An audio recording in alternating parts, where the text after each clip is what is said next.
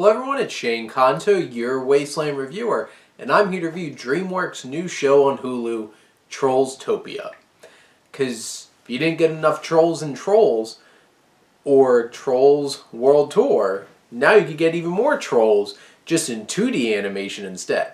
So honestly, there are a lot of changes in terms of like technical. They don't have 3D animation in this show, it's 2D animation. It does kind of flatten out the world and there's a little less detail in the animation, but you know, it's still colorful, it pops. It's still a lot of fun. They also replace like all of the vocal cast in the show. So there's no Anna Kendrick, there's no Justin Timberlake, there's no James Corden. You don't get any of those actors. There's some nice replacements, like Skylar Astin replaces Justin Timberlake. That's probably the most noticeable change because he sounds nothing like him. Towards the beginning, I'm like, kind of sounds like Anna Kendrick. Kind of sounds like James Corden. And then Branch talks and just like, that's definitely not Justin Timberlake. But obviously, that stuff's not necessarily important in terms of making your own show. It builds off of what happened in World Tour. All the trolls, they found all these different types of trolls. Whether they're country trolls, classic trolls, funk trolls, hard rock trolls. And now they all are sending delegates basically to come and live in Trollstopia.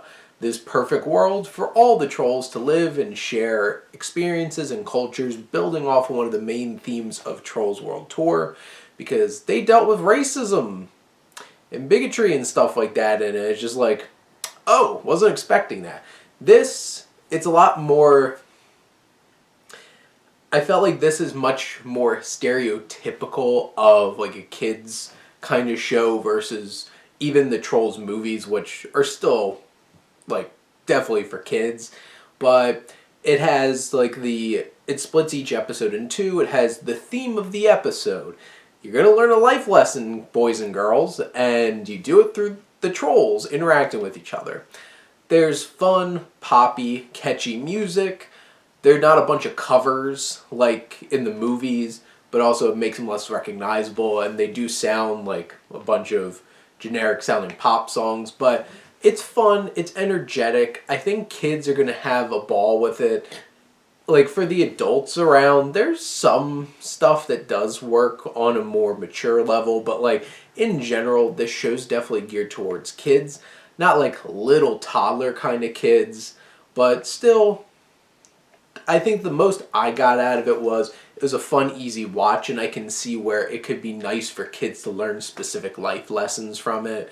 But in general, it's a flashy, colorful, zippy, fun time. And they bring over a bunch of characters, they bring some new characters, the big relationship between Poppy and the rock troll that comes over as a delegate, and their budding friendship is nice. It has some good stories and themes in it.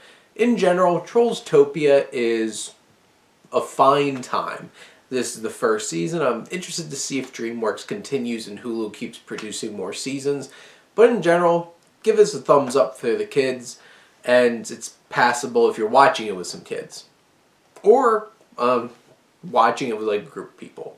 Don't know who's going to be like, let's have a Trollstopia night. But in general, this is a pretty serviceable, flashy little kid show. But those are my thoughts on Trollstopia. Let me know what you think, and let's talk some TV. But thank you as always for tuning in and supporting your Wasteland Reviewer.